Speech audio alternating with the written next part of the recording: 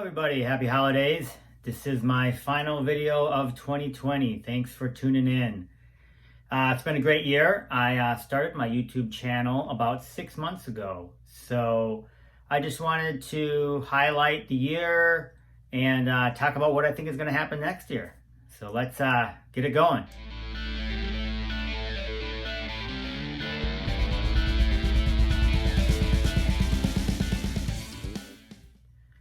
All right, so 2020 has been a crazy year, obviously highlighted by the crazy pandemic that has, affected the entire world and in so many ways has, changed all of our lives. I don't think it's stopped. For me personally, I normally work at home, but, my family is here, which is both a good and bad thing, right?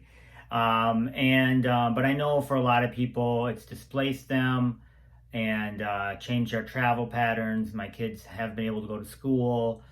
So all kinds of craziness. From my perspective, I'm kind of a compartmentalized person. So when I'm working, I'm thinking about that. When I'm trying to work with my family, I'm thinking about that. And then comics is kind of my own personal thing that I enjoy. And, this channel, I try not to talk about any of the outside stuff. And we just sit here and enjoy comics and kind of more nerd and geek culture. So I wanted to go through my highlights for the year and in no particular order, but let's get it going. So my first highlight happened early in the year. One of my favorites, probably my favorite artist, Clayton Crane, was doing a signing. I live in Minnesota. This was in Kansas City, so I made the decision to drive down there. It was a great experience. I got to meet him, which I thought I'd never be able to in my entire life. And I got a number of books signed, including this Virgin Venom 7 with the Infinity Gauntlet. Probably really his most iconic cover in my mind. He did a sketch for me. He was very gracious. And I couldn't have asked for more. So what a great experience that was, and really was one of the highlights of 2020 for me. I'm much appreciated to him and the experience, and an incredible remark there too. The second thing for me that I just happened lately was probably about 4 months ago. I was able to get this FF49. I found it in the in a store, and I was able to grab it raw. It's fun, obviously you can always buy these off eBay, etc., but it's fun to get these books and find them in the wild. I got it graded, and this was a great experience, a fun one. Happy to get the grade 4.5. I have a 48 4.5, and I'll have to find another one, the 50 4.5. I'll mention that later. The third thing, personal note, which once again was unbelievable to me, was my Instagram account. If you follow me there, Sleeping Comics, won over 1,000 followers. So that was, a huge and significant event for me. I never thought it would happen. And so that was fun. And for me, I just like to share what I'm looking at, what I'm doing, what I'm thinking. It's just another way to collect comics. Nobody in my family really wants to talk about comics. So for me to talk to the community, network with people, it's been great. So that is the third thing. The fourth thing for me, and because he's really one of my favorite characters, to see him completely blow up and to grab this particular comic was huge. So this is Miles Morales Ultimate Fallout 4. I was able to get this one with this remark. It's a 9.8. It's signed. And so incredible book to own. And to see Miles just get his due. I think we all knew it was coming. But it was really, really fun to watch the rise of this book and the character over the past 12 months. I think sky's the limit. I don't think it's near the top, and we'll see where this book and where that character goes. The next thing, which was exciting for me in 2020, and we saw some of it last year, but really was the season 2 of The Mandalorian. I have my coffee cup here. I'll talk about it. The season 2 of The Mandalorian, the return of, I call it the return of Star Wars. There's a lot of reasons why, but the show has really got everybody talking about it. They obviously have a huge interconnected universe planned. They've got good characters. They brought back great characters. And it seems like for the first time in literally, I don't even know, 20 years, Star Wars has a path. And as a huge fan, it's exciting. And I'm happy for them. I'm happy for us. I'm happy for everybody. The quick story on this cup is that I did have a Star Wars coffee cup. I accidentally slipped and fell and broke it months and months and months ago. So I found this Mandalorian coffee cup 2-3 weeks ago. I ordered it, got it. And then 2 days after I got it, I turned quickly and smashed it into the counter and chipped it. So I'll have to be on the lookout for another cup. But for now, I'm drinking from this one. This is the way, and excited to have this one, and excited about Star Wars. It's The Mandalorian itself was a great show. We got to see live action Ahsoka, which you never thought that, but it was spectacular, and we got to see Boba Fett. Man, come on, lots of Boba Fett, lots of Slave One, and it was spectacular. The next thing that the last thing that I would say was a big deal for me in 2020, although there are a number, was this YouTube channel.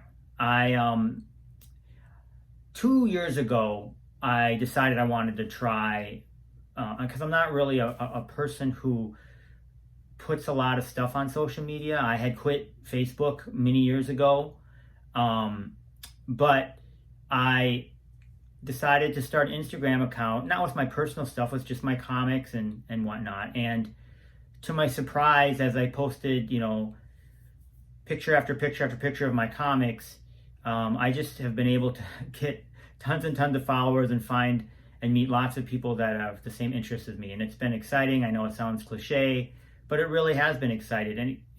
And it's given me enough confidence then this year. So that was 2 years ago I started my Instagram account, that I wanted to do a YouTube channel. And it's a weird thing. I mean, it's difficult for me because I'm not used to talking on camera. I mean, it's difficult right now. Like I don't have a spectacular camera. I'm using my phone as my camera. I did buy this kind of weird ring light thing to help my lighting, and I've attempted to get better lighting and better focus. And if you look at some of my first videos, I didn't do them in the 16:9, and I tried to learn how to edit them better, and that's been all fun, and I like learning new things. But it's, like I said, one of the biggest challenges is talking into a phone or talking into the video camera. I'm not that good at it. I'm still getting better. I say a lot. I have weird pauses. I smack my lips. I mean, all these things that you see in yourself once you look back at the edited video is mind-boggling and embarrassing and whatever. But I just thought, I'm going to go for it. I've enjoyed watching a lot of other videos. I hope I can produce content that's enjoyable for people. And so I decided to go for it. I've had a good time. I've met people. A lot of people have messaged me or DM'd me, and it's been a spectacular experience so far. I'm going to continue to do it. And hopefully 2020 I'll get better and better and have fun content and be able to share a number of things. I've got a number of videos. I like to do these weekly ones. Those have been good for me, but I also have the other ones, like I did those buying guides. I'm going to continue to do those. I have some other ideas on talking about how I quote unquote invest in comics, which I think is obviously a weird word, but basically specking how I spec, how I choose, where I buy, and you've heard me talk about that a lot, and I'm going to continue to do that. So that's been, from a 2020 perspective highlight, that's been one of the biggest highlights for me in the world of comics is this YouTube channel. So I thank you, everyone, my subscribers, and everybody who's watched my videos, and there'll be more coming in 2021. So let's talk about 2021. That's my next big topic, is what do I think is going to happen? You know, nobody knows, right? From the world of comics, one of the biggest things for me and for a lot of people, and of course it's because you're a fan, has been the fruition of Noel showing up in the Marvel Universe. The King in Black, so far, we're 2 issues in, has really delivered. I've enjoyed it a lot. I do think there's going to be, quote unquote, a change in the Marvel Universe afterwards. And but people like myself who have enjoyed the character and who have been, you know, specking on these books for years and years and years, or that's been exciting. So I think from the Spec perspective, I think Noel is a huge character and will be going forward. And so, what did I do with that book? Well, I'll show this one. This is Venom 3, his first appearance. This is the 1 in 25. I'm lucky to have it in a signed version of it. And this has gone to become a really pricey book. It's one, not necessarily this 1 in 25, but, oh, here it is. This, the cover A, I think is one, it's expensive, but is one you're going to want to buy. And this is, if you're interested, if you like Noel. And the reason why I say that is because the key for this book, in my mind, was when Kevin Feige, 2 weeks ago, announced that Gore the God Butcher is going to be the main, played by Christian Bale, is going to be the main bad guy in Thor Love and Thunder. You know what weapon he uses, a Necrosword. The Necrosword obviously is created by Null, which means the chance of Null coming to the MCU in the future is very, very high. I mean, I don't know. I mean, I think they're going to probably go down, well, obviously they're going to go down the Secret Invasion. They're probably going to go down the Secret Wars. They have to introduce a lot of characters, from Galactus to Silver Surfer, and they're going to probably follow all that. So you might be talking 20 years, I don't know. But this book, I think, will be one that is going to be a big book when that day comes. And I think they may sprinkle in Noel, or maybe Noel is not necessarily the bad guy in the MCU that we think of, but maybe that's the bad guy that they utilize in the Sony Disney crossovers, because they're building the Spider-Verse, and obviously maybe Noel would make more sense there. But this guy is coming to the MCU, or the MCU Sonyverse, or whatever you want to call it, and it's going to be big. So this book right now, I think, if you like Noel, if you're interested in this cover, if you're interested in this book, is one you should probably pick up and keep and hold. So, and then, like I said, for me, this series, I was waiting on it for a long time. Of course, we didn't even know that it was going to be called The King in Black till, you know, maybe 5-6 months ago. But it was, you know, it was a significant book, and I've really enjoyed it so far. So we'll see where it takes us. So this is just my favorite Wonder Woman cover, one of my favorite Wonder Woman covers. And I just saw Wonder Woman last night, Wonder Woman 84. Unfortunately, really didn't like it. The first one was really, really good, as we know, and it's hard for lightning to strike twice. I can't really mention or know why. I'm not a movie maker, but you know, I felt like, you know, there's a lot of people that have talked about it more than I, but there's serious plot flaws. Spoiler alert, but really, it starts out strong. I mean, the first hour, I think, is okay, and then it kind of falls apart. There's good action sequences, but as a whole, the movie didn't hold up. And so it really brings us back to, you know, what is going to happen with DC? You know, they're redoing, it's weird, like their biggest bet is they're redoing a movie, which is almost unheard of, the Justice League, which is coming out soon, and I'll watch that. I'm excited for that. They seem, in my mind, to have the right actors. Gal Gadot, I hope I'm pronouncing her name right. She's great. She is Wonder Woman.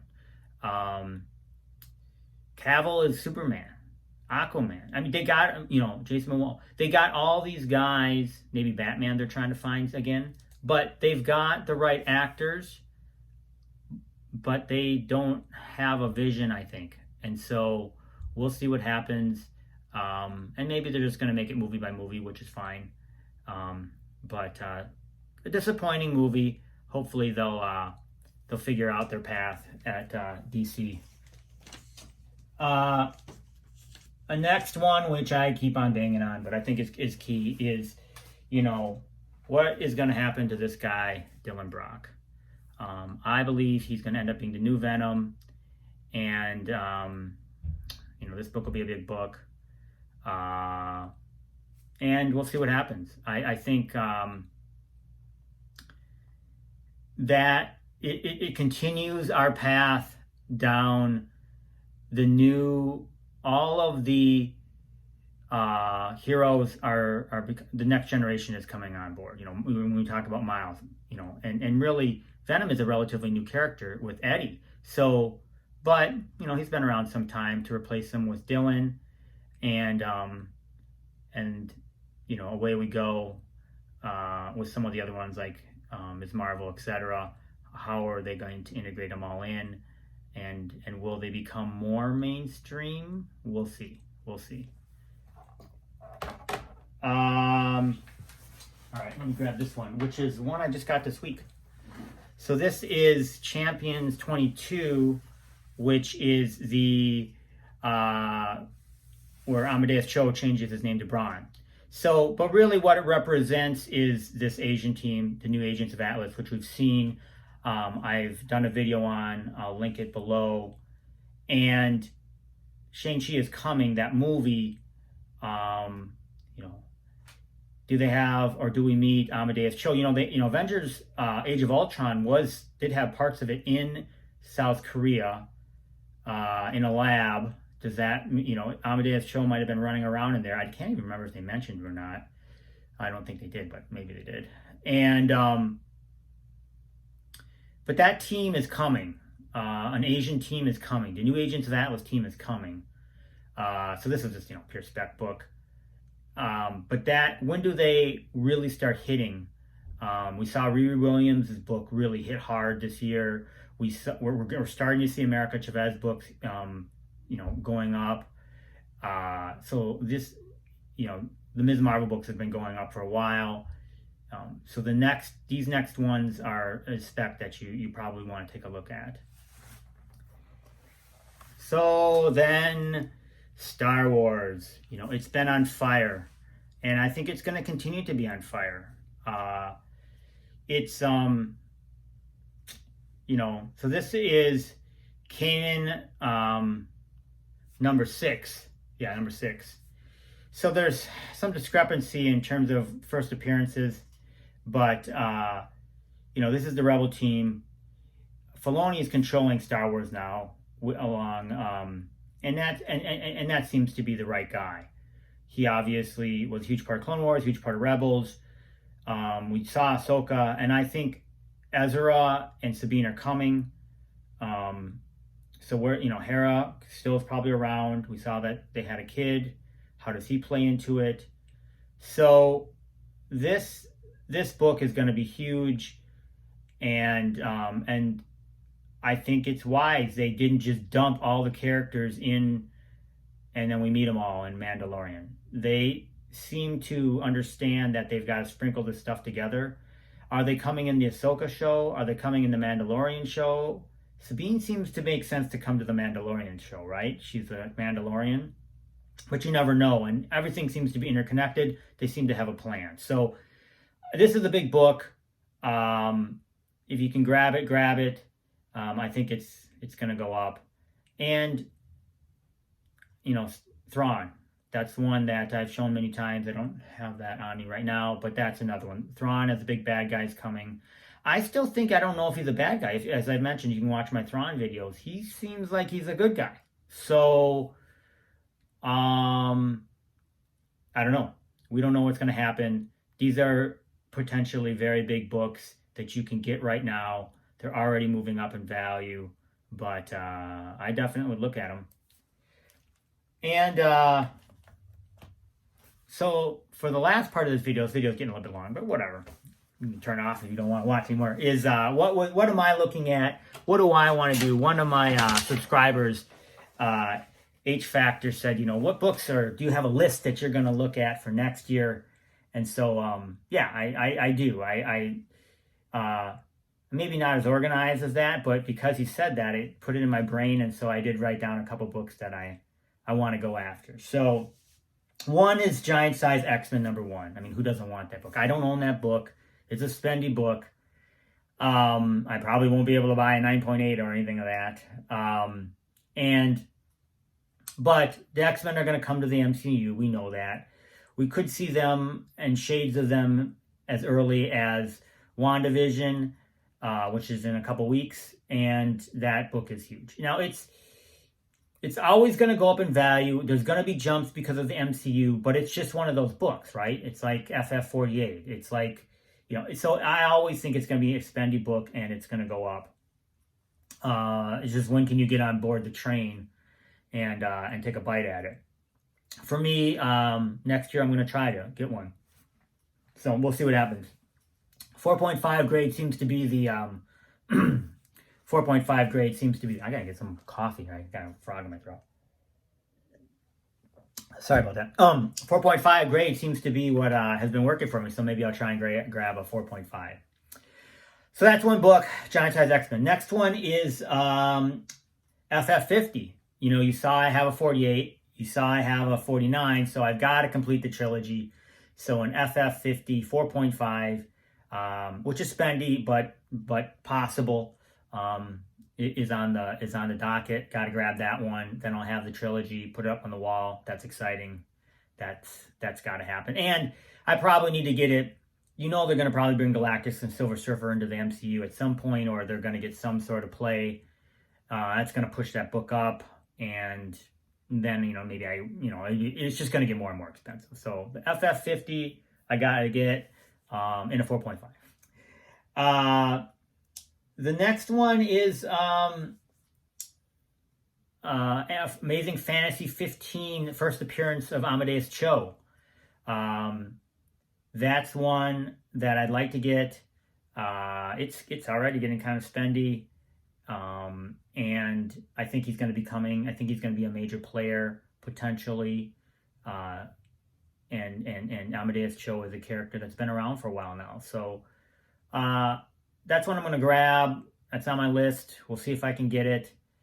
Another one on my list is Star Wars #1.